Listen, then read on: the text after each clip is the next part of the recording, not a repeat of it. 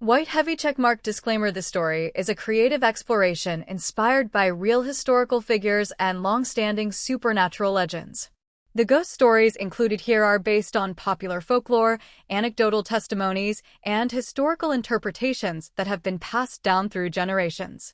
While the Tudor Queens mentioned Anne Boleyn, Catherine Howard, and Jane Seymour were indeed real individuals who played significant roles in British history, the paranormal events described are speculative and not supported by definitive science. Stretching from 1485 to 1603, this royal era saw great upheaval, political betrayals, religious wars, and a trail of blood left behind by those who dared to wear the crown.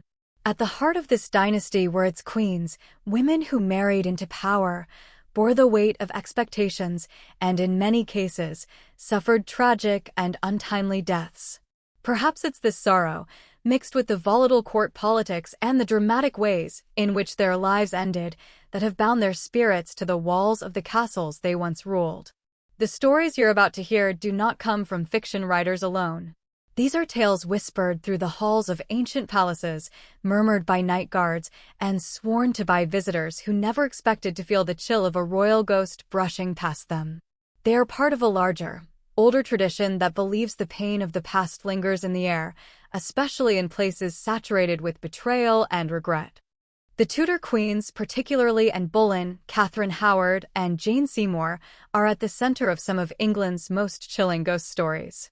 All three were wives of King Henry VIII, and all three had lives shaped by royal favor, courtly intrigue, and in the case of Anne and Catherine, brutal execution. Jane Seymour, though she died from childbirth complications, is said to be just as restless in death, her spirit driven by motherly sorrow. England's castles and palaces are more than relics of grandeur. They are theaters of emotional residue, layered with memories and, many believe, haunted by spirits from the past. The Tower of London, Hampton Court Palace, and Windsor Castle have long been rumored to be homes not just to royalty, but to the dead. These ancient buildings have witnessed betrayal, execution, and deep sorrow, experiences that folklore suggests can leave spiritual imprints. What is it about the Tudors that continues to captivate both historians and ghost hunters? Perhaps it's the combination of power and fragility. These queens were adored, feared, and then, almost overnight, cast aside, imprisoned, or killed. Their stories are emotional and tragic, making it easy to imagine their souls unable to rest. It's as if history itself refuses to forget them, and maybe they refuse to be forgotten. This story isn't about proving whether ghosts exist. Instead, it's about the intersection of history and haunting, how the unresolved traumas of a royal past still echo through the stone corridors of castles and in the minds of those who dare to explore them. Whether you are a believer in the supernatural or a skeptic who appreciates a good historical mystery, these tales will invite you to look closer at what lies beneath the surface of Tudor glory. In the next chapters, we will step into these royal haunts and trace the ghostly footsteps of three doomed queens. You'll hear about the headless spectre of Anne Boleyn at the Tower of London, the agonizing screams of Catherine Howard echoing through Hampton Court, and the sorrowful presence of Jane Seymour appearing by candlelight. Each chapter will blend historical fact with paranormal legend to paint a picture of what happens when power, betrayal, and death intertwine. Are these just stories? Or is it possible that the Tudor Queens are still walking among us, shadows of the past, reliving their final moments over and over again? Let's begin with Anne Boleyn, the queen who lost her head but never her presence. Anne Boleyn is perhaps the most infamous of King Henry VIII's 6 wives. A woman of sharp intelligence, political ambition, and undeniable charm, and rose rapidly through the ranks of the English court.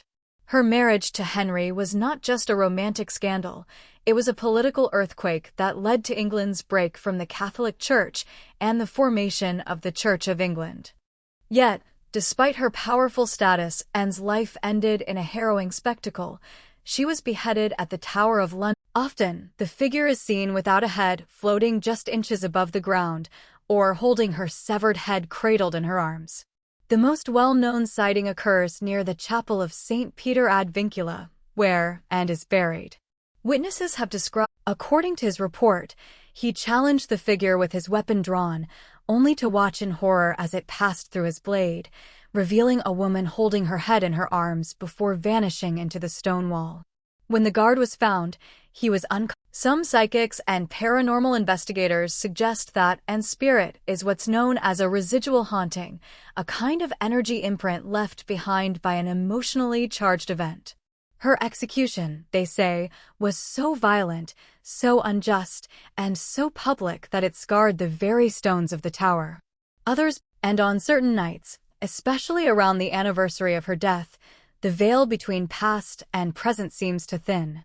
Some say you can hear soft weeping near Tower Green or sense a sudden coldness as you step through the chapel doors. Anne Boleyn was condemned by a king she once captivated.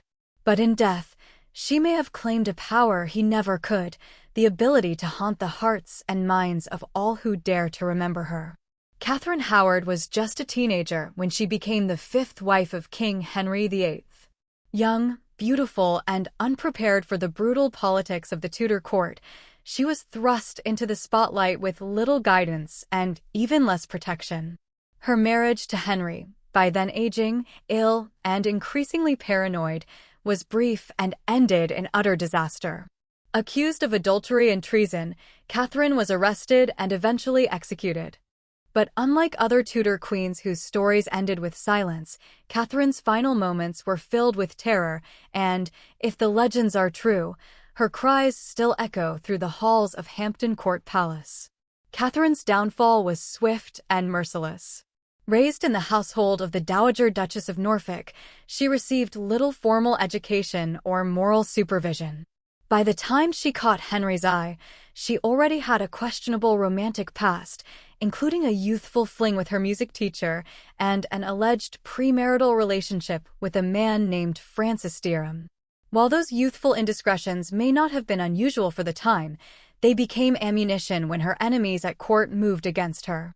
Once rumors of a current affair with Thomas Culpeper, a courtier close to the king, surfaced, her fate was sealed. She was arrested at Hampton Court in November 1541.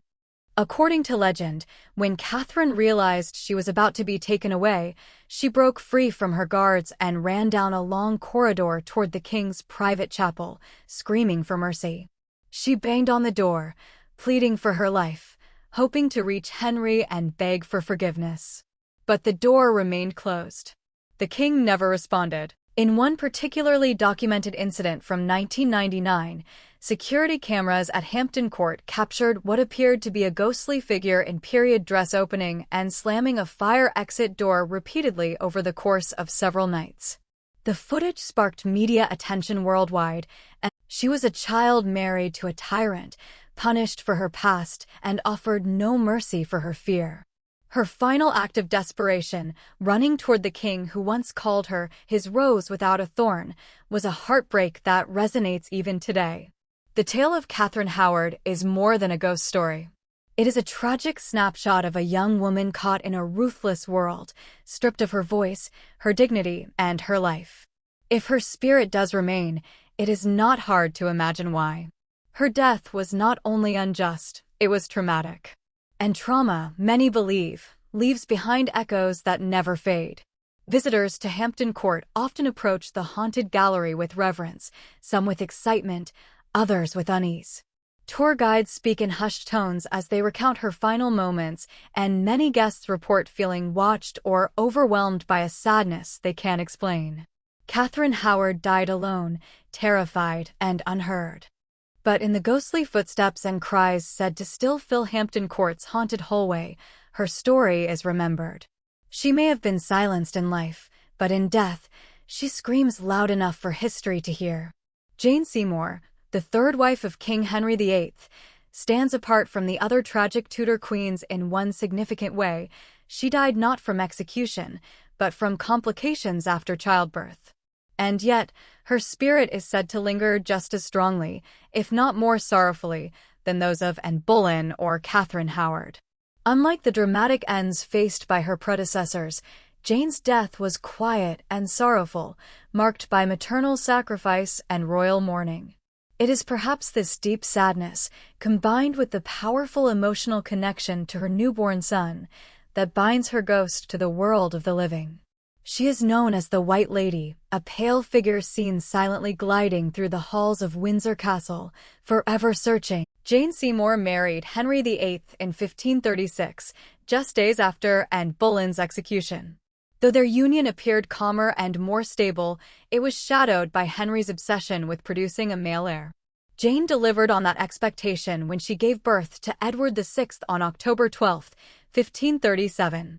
The birth was difficult, reportedly lasting 2 days and 2 nights, and Jane never recovered. Within 2 weeks, she was dead either from postnatal infection or complications from the prolonged labor. Henry was said to have genuinely mourned her, calling her his true wife and choosing to be buried beside her when he died a decade later. But while Jane's story ends on paper with childbirth and royal sorrow, the spectral tale begins soon after. Windsor Castle, where she died and where her son was born, is the epicenter of her haunting. Multiple sightings over the centuries describe a tall, slender woman in a white or gray gown, often carrying a lit candle, wandering through the castle's halls in silence. Witnesses report feeling a deep, inexplicable sadness in her presence, a kind of motherly grief that clings to the air long after the apparition fades. The most common location for her sightings is the castle's Dean's Cloister, an ancient section of Windsor said to be filled with spiritual energy. Staff and visitors. One of the most chilling stories involves a night guard who claimed to see her standing at a window overlooking the courtyard. When he called out to her, thinking she was a guest lost in the castle, the figure turned, and he saw a hollow, mournful face before she disappeared through the stone. The guard, shaken, refused to patrol that section of Windsor again. Unlike Anne Boleyn or Catherine Howard, whose ghosts are often described with fear or drama, Jane Seymour's spirit inspires something more tender: grief. Her appearances don't bring a sense of threat, but a deep emotional weight. Psychics and paranormal investigators who have visited Windsor often report feelings of heartbreak and longing when they sense her presence. Some believe she is still looking for her son, Edward, who was taken from her arms too soon. Others suggest her ghost remains because her death felt unfinished, her purpose in life was her child, and she never got to see him grow. There are even tales of her ghost appearing around Edward's birthday, walking slowly with a small bundle in her arms, as if cradling a child that is no longer there. These stories have been passed down for generations, told by castle staff, royals, and guests alike. Some dismiss them as folklore, while others swear by their truth, claiming that the White Lady of Windsor is among the most emotionally powerful hauntings in all of Britain. What makes Jane Seymour's ghost so enduring is not the violence of her death, but the weight of what she left behind: a newborn child, a nation's hope, and a husband who, for once, truly grieved. Hers is a haunting rooted in love and loss, in maternal. Others turn corners and find nothing, but swear they felt a presence watching, silent and mourning. Jane Seymour may have been Henry VIII's true queen, but in death, she is something more eternal: a mother's spirit, caught between two worlds, still walking the stone paths of Windsor in candlelit sorrow. The great palaces of the Tudor era were not just centers of power and politics, they were stages for love, betrayal, celebration, and death. The walls of these royal residences have seen more than just the rise and fall of monarchs. They have absorbed the emotional residue of some of history's most haunting moments. Today, these same places, majestic and meticulously preserved, are considered among the most haunted sites in the United Kingdom. The spirits of Tudor Queens are not limited to singular stories or isolated rooms. They seem woven into the very fabric of the palaces they once inhabited. These haunted palaces, above all else, remind us that even royalty is not immune to tragedy, and that some tragedies echo long after death. The Tower of London, stone and shadows. Few places in Britain carry as heavy a reputation as the Tower of London. Originally built as a fortress, the tower became synonymous with imprisonment, torture, and execution, especially during the Tudor reign. Anne Boleyn and Catherine Howard both met their ends here, and it's no surprise that their spirits are said to linger. Anne Boleyn's ghost is the most frequently mentioned. She has reportedly been seen in several areas of the tower, including the Queen's house, the Tower Green, and the chapel of St. Peter ad Vincula. Some say she walks headless, others see her with a mournful gaze, replaying the final moments of her life. Catherine Howard's presence is less frequently reported here than at Hampton Court, but some paranormal accounts claim she haunts the tower's narrow cells, her energy still frantic and afraid. Visitors sometimes feel sudden chills or sense someone standing behind them when alone in a room. Beyond the Queens, the tower hosts a number of other ghostly figures: Lady Jane Grey, the princes in the tower, and even ghostly animals, like the phantom bear seen by a sentry in the 1800s. But it is the sorrowful queens who dominate its spiritual legend, their pain soaked into the tower's cold, unyielding stone. Hampton Court Palace, a corridor of echoes. Perhaps no palace holds more paranormal prestige than Hampton Court. Once a lavish residence for Henry VIII and his wives, it is now a historical landmark and a spiritual hotspot. Here, Catherine Howard's screams are infamous, said to echo through the haunted gallery. But she is not alone. Anne Boleyn is also rumored to appear at Hampton Court, especially around the time of her arrest in 1536. One report describes a pale woman looking out of a window toward the river, as if waiting for someone who never arrived. Others speak of cold breezes and whispered voices in rooms long sealed. One of the eeriest locations within Hampton Court is the council chamber, where political decisions, sometimes fatal ones, were made. Staff members have described seeing unexplained figures in the chamber, often described as women in Tudor garb who disappear when approached. Some believe these are the silent echoes of queens who had no voice in decisions that decided their fate. Windsor Castle, a mother's grief. Windsor Castle was Jane Seymour's final residence and remains deeply tied to her haunting legend. Beyond her mournful figure with a candle, other spirits have reportedly been seen in Windsor. Some claim to have spotted a woman in Tudor clothing near the old nursery, and others describe ghostly crying late at night in the halls. Whether these are manifestations of Jane's grief or something older, the feeling of sorrow that permeates Windsor is undeniable. It is here that Jane is believed to walk with the most purpose. Not frantic, not angry, but with an aching quietness, as if caught between devotion and despair. Even staff trained in royal protocol have spoken anonymously of unexplained phenomena: footsteps where no one walks, doors opening on their own, sudden drops in temperature near her former chambers. Palaces as paranormal archives. These palaces are more than architectural achievements, they are emotional archives. Every scream, every betrayal, every moment of hope turned to ruin has soaked into their foundations. Ghost hunters and historians alike agree that hauntings aren't always about violence, they're about energy, especially the kind that is unresolved. The Tudor queens were surrounded by beauty, luxury, and power. But they also suffered public shaming, isolation, and death. Their lives ended before their stories felt complete, and their spirits, some say, refuse to leave until someone truly understands what they endured. When modern visitors walk through these palaces, many come for history, but some leave with stories of their own. Tourists report camera batteries draining instantly, unexplained photographs, and strange sensations. Some hear whispers. Others feel cold hands brushing past them. These are not isolated tales. They have been repeated for decades by people of all backgrounds, skeptics and believers alike. So, are these palaces haunted? Or are they simply heavy with memory? Perhaps both. In the next section, we'll hear directly from those who claim to have encountered these royal ghosts firsthand, from palace guards to curious tourists, and the chilling details that made them believers. The grandeur of England's royal palaces often distracts visitors from the darker, quieter energies said to roam their halls. But for those who have worked behind the scenes, night guards, curators, historians, and even tourists who wandered a little too far from their groups, the beauty of places like Hampton Court, Windsor Castle, and the Tower of London is often accompanied by something chilling. Whispers, footsteps, sudden cold, a feeling of being watched. These are not just spooky legends passed down through books.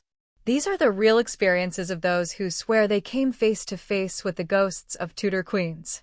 The soldier at the Tower of London, one of the most well-documented ghost sightings of Anne Boleyn, happened in the 1860s, when a royal guard at the tower was patrolling near the chapel of St. Peter ad Vincula. According to official records, the soldier was found unconscious, face down on the ground. When revived, he claimed he had encountered a woman in Tudor dress, walking slowly toward him, her arms cradling something. As she drew closer, he realized she was carrying her own severed head. Frozen in fear, he tried to challenge the figure with his bayonet, only to have her pass through the blade and through him. He collapsed in shock and never returned to that post again.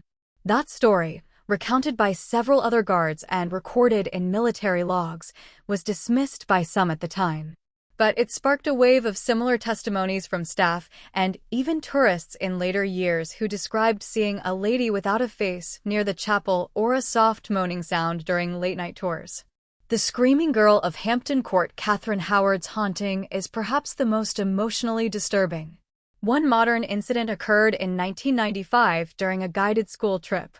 A group of teenagers, accompanied by a teacher, were walking down the haunted gallery when one student suddenly froze, clutched her chest, and began screaming uncontrollably. She claimed she felt someone grab her wrists tightly and pull her toward the far end of the gallery. But no one else saw a thing, just the terrified girl screaming for help. When she calmed down, she sobbed and said she heard a woman screaming for her life, and that it was the saddest voice she had ever heard. Since then, multiple school chaperones have reported strange behavior in children during tours, students becoming dizzy, crying for no reason, or saying they saw a lady in white running. Some guides refuse to walk alone in the gallery after dark.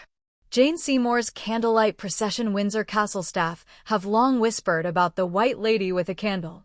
One butler, now retired, recounted seeing the ghost of Jane Seymour during a quiet overnight shift in the early 2000s.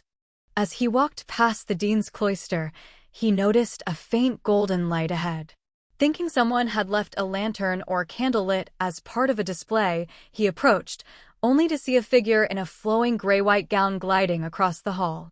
In her hand, a candle flickered, though no wind stirred her dress. The butler stopped dead. The woman never looked at him. She simply walked into the wall, without a sound. Shaken, he later mentioned the incident to a senior staff member, who nodded and said quietly, "That's Jane. She walks sometimes when the castle is quiet." It was treated not as a scary occurrence, but almost a matter of tradition. Tourists speak up. In the age of smartphones, many tourists have tried to capture proof of these hauntings. A visitor to Hampton Court in 2012 uploaded a photo online that appeared to show a faint outline of a woman in the haunted gallery. In the comments, others who had visited the palace chimed in, saying they too had felt uneasy in that room, like being watched by someone who wasn't happy. In 2015, a tourist at the Tower of London fainted during a tour of Anne Boleyn's execution site. She later claimed she had heard a woman whisper directly into her ear, saying, "He betrayed me." No one else heard the voice. Staff who believe many royal palace employees refuse to speak openly about hauntings for fear of ridicule. But those who've worked long enough often share stories among themselves. A former night supervisor at Windsor once said, "We joke about ghosts, but when you hear footsteps behind you at 3 a.m. and there's no one on the cameras, it's not funny anymore." Another guard said he would never walk the Queen's staircase alone again. "Too many times I've heard crying. Not sobbing. Just one long, sad breath. Like someone heartbroken. Always at the same time. Around 2:15 in the morning." Not just legend, these aren't stories from hundreds of years ago. These are modern-day encounters that continue to be shared by people from all walks of life: skeptics, believers, professionals, and tourists. While many can be explained by tricks of the light, old creaky floors, or imagination, some experiences are too specific, too emotional, and too consistent to be easily dismissed. If the spirits of the Tudor Queens do remain, they are not seeking to frighten. They are reminding us of their stories, their suffering, and the injustices that define their lives. These eyewitness testimonies bring their presence out of dusty history books and into the present, making the line between past and present much thinner than we might want to admit. Ghost stories, especially those involving royalty, have fascinated people for centuries. But when the same apparitions are seen time and again, in the same places, and with the same emotions tied to them, it raises an intriguing question. Why do these spirits linger? Why haven't Anne Boleyn, Catherine Howard, and Jane Seymour moved on? Is it just folklore, psychological suggestion, or is there something deeper at play, something that binds them to the palaces and castles where they once lived, suffered, and died? Paranormal experts, historians, psychologists, and spiritual leaders all have different explanations. Some theories are grounded in science, others in the supernatural, and many in the powerful intersection of emotion and memory. Residual energy, history trapped in time. One of the most widely accepted theories among paranormal investigators is the concept of residual hauntings. According to this idea, strong emotional events, like a violent death, betrayal, or intense sorrow, can imprint themselves on the environment where they occurred. Like a recording playing over and over again, the spirit isn't aware or intelligent. Instead, it's a memory burned into the stone, playing on a loop. And Boleyn's headless walk across Tower Green or Jane Seymour's silent march through Windsor Castle could be examples of residual hauntings. They don't speak, they don't interact, they simply repeat their final acts, endlessly, as if trapped in the moment of their greatest trauma. The emotional charge of their deaths may have left behind more than just grief. It may have altered the energy of the spaces they inhabited. Intelligent spirits, souls seeking closure. In contrast to residual hauntings, intelligent hauntings suggest that some ghosts are aware of their surroundings. They might appear with purpose, searching, mourning, or trying to communicate. Catherine Howard's screams in the haunted gallery, for example, feel too emotional, too immediate to be a mere echo. Many witnesses say they feel a presence trying to get their attention, pleading for help. If these queens are truly intelligent spirits, the reasons for their haunting might be deeply personal. Catherine Howard may still be running toward the king's door, begging for mercy she never received. Jane Seymour may still be mourning the child she died to give birth to. And Boleyn, perhaps, is not simply walking headless, but symbolizing the injustice of her execution, forever reminding the world of how love turned into betrayal. Unfinished business. Spirits denied peace. Many spiritualists believe that ghosts remain when they have unfinished business. For the Tudor Queens, their deaths came suddenly, violently, and often unfairly. They were denied justice, love, or even the opportunity to say goodbye. Anne and Catherine were executed after hurried trials based on questionable evidence. Jane Seymour, while not executed, died days after delivering the one thing the king truly wanted, a male heir, yet never had the chance to be a mother. This lack of closure may be a powerful reason their spirits have not moved on. They weren't ready to die. Their goals, desires, and identities were torn away from them in moments of chaos. If the human soul clings to purpose, it's easy to see why these royal women might still wander the halls they once ruled. Collective memory and expectation. Not all theories rely on the supernatural. Some psychologists argue that collective memory and expectation play a large role in hauntings. If a place is known to be haunted and visitors expect to feel something eerie, their minds may create sensations to match those expectations. Still, this theory struggles to explain why completely unknowing tourists, those unaware of the history, report the same apparitions in the same rooms, down to clothing details and behaviors. How could dozens of unrelated people, across generations, describe Catherine Howard's screams in the exact same location? Or see Jane Seymour carrying a candle, without knowing that's her signature ghostly gesture? Spiritual imbalance. The burden of power and pain. Another explanation from spiritual traditions is that the Tudor Queens may have become what some call bound souls, spirits unable to ascend because of the heavy spiritual imbalance in their lives. They were symbols of wealth, power, and divine right, but their deaths were often humiliating, cruel, and unjust.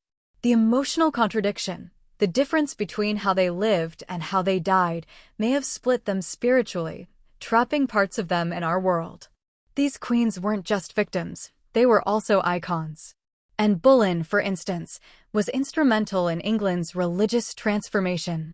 Catherine Howard was a symbol of youthful innocence crushed by court corruption.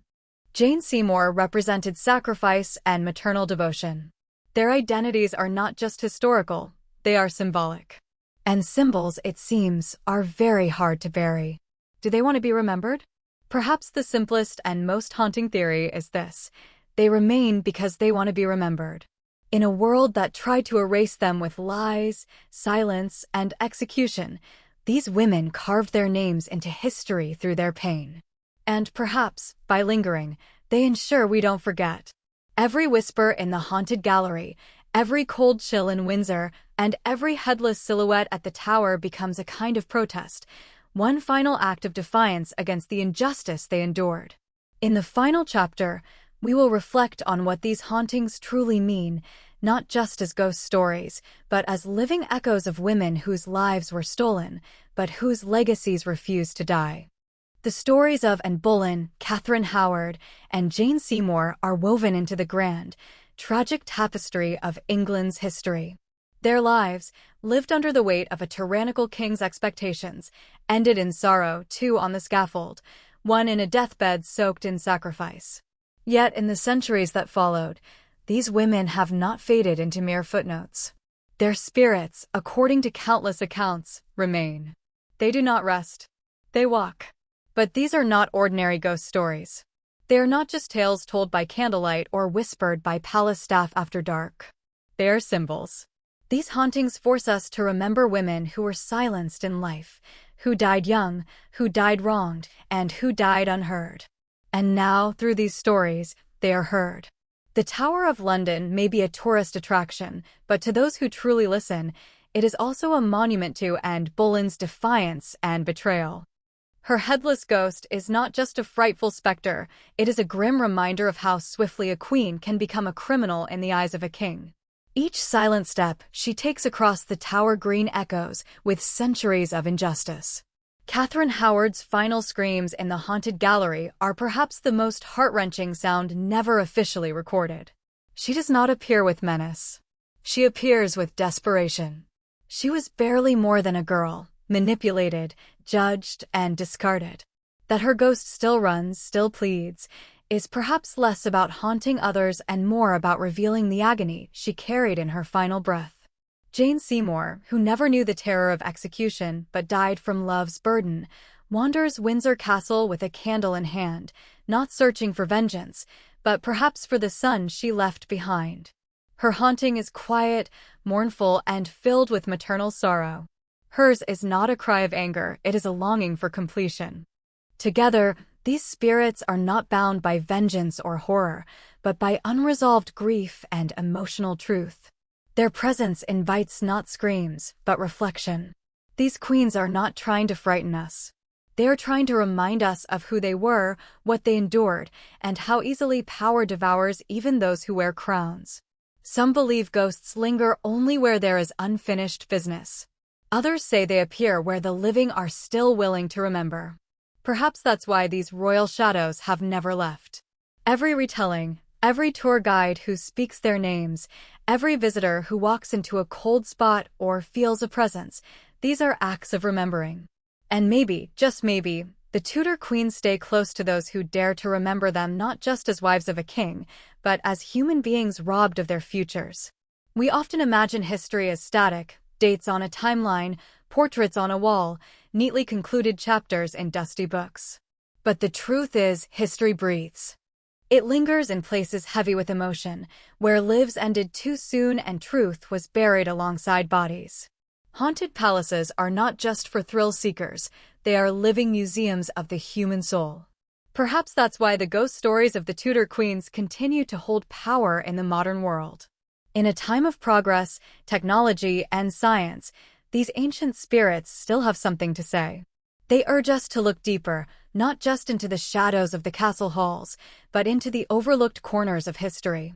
To question the narratives we've been given. To feel, not just know. And to remember, above all, that behind every crown was a woman who laughed, loved, cried, and bled. So the next time you walk through a great hall in an ancient palace, listen closely. If you feel a chill down your spine, if you hear soft footsteps behind you and no one's there, don't be afraid. Instead, understand that you may be stepping into the path of a story not yet finished. Because in the world of the Tudors, the dead do not always sleep. And the queens who suffered in silence have found their voices in whispers, footsteps, flickering candlelight, and in you, the listener, who now knows they're still watching. 76.